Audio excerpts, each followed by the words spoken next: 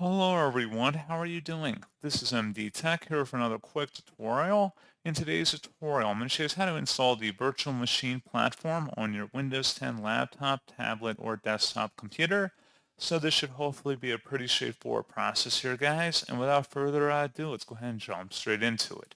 So all you have to do is open up the search menu, and you want to type in Turn Windows. Best result should come back with Turn Windows features on or off. Go ahead and open that up. And then you want to go down and you want to locate the virtual machine platform service in here. Go ahead and check mark that and select OK. Give this a moment to install.